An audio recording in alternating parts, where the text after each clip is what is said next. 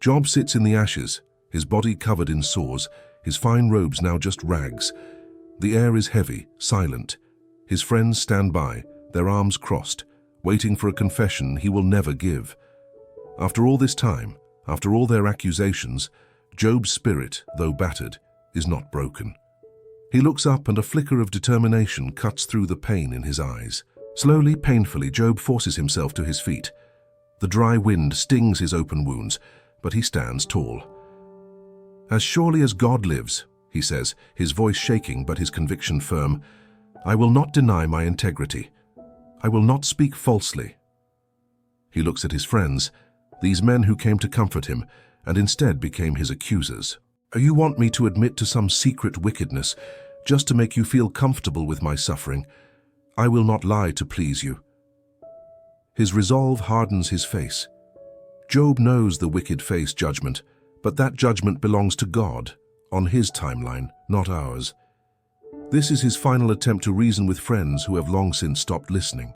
He sinks back into the ashes, his fingers tracing patterns in the dust. He begins to speak, his voice softer now, more thoughtful. He talks about the search for wisdom. He describes miners digging deep into the dark earth, carving tunnels through solid rock, uncovering the planet's hidden secrets. They find treasures, rare jewels, and precious metals. But with all that effort, Job asks, his gaze lifting to the sky, where can wisdom be found? Where does understanding dwell?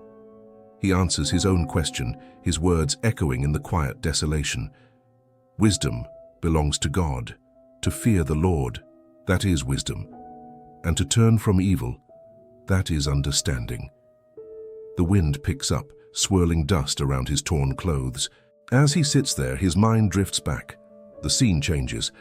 We see Job as he once was, healthy, strong, dressed in fine robes. His face is full of life, his eyes bright.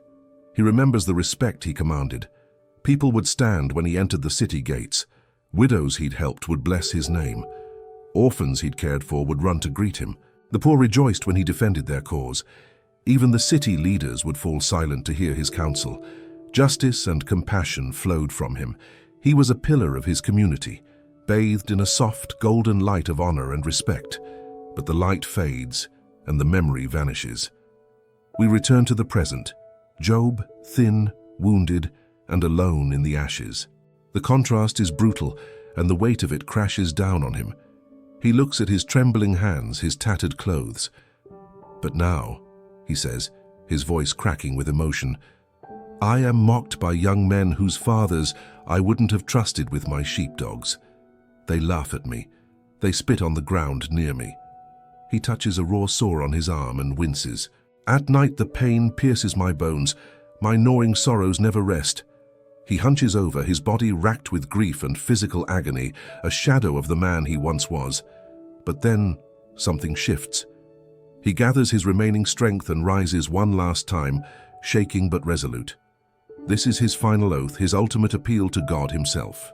"I made a covenant with my eyes not to look with lust," he declares. "I did not walk with falsehood or hurry to deceit. I never mistreated my servants. I never refused the desire of the poor or let the widow's eyes fail. I did not put my trust in gold or worship wealth. I never rejoiced at my enemy's misfortune. I did not hide my sin in my heart, fearing the crowd." With each declaration we see a flash of his former life, a visual testimony to his integrity.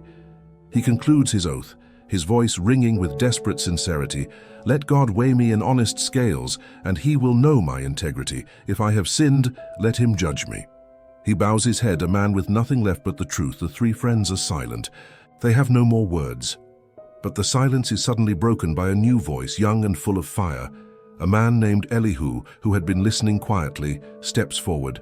He's been growing more and more frustrated.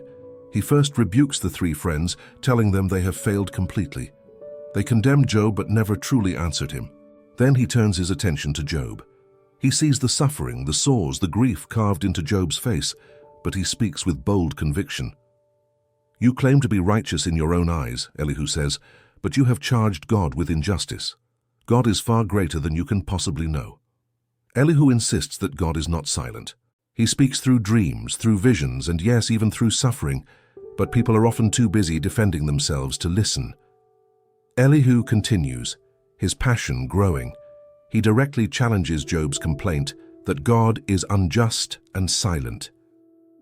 "Do you really think the Almighty would do wrong?" he asks. "Does God owe you an explanation for his ways?" He accuses Job of speaking out of his pain, without true knowledge.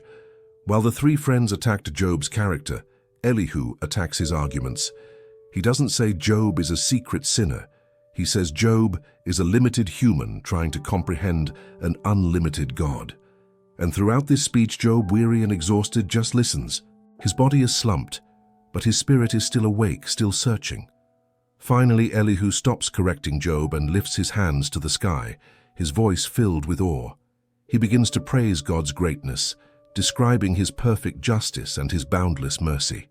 He speaks of God's power over all creation, the storms he commands, the thunder that is the echo of his voice, the lightning that splits the clouds, and the snow that blankets the world in silence.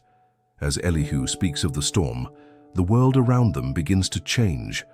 The sky darkens, clouds gather overhead, the wind begins to howl, whipping through Job's tattered clothes and graying beard, swirling the dust and ash around him. Elihu's voice rises to a crescendo, trying to be heard over the growing storm. "Behold," he cries, "God is majestic, and we do not understand him." A clap of thunder rumbles, shaking the very ground. A flash of lightning illuminates the scene. The storm is building, gaining power, because this is no ordinary storm. This is the moment Job has been waiting for, begging for, since his ordeal began. God himself is about to speak. Thanks for watching. This story is just getting to its most powerful moment, so make sure you're subscribed so you don't miss the final part of Job's incredible journey.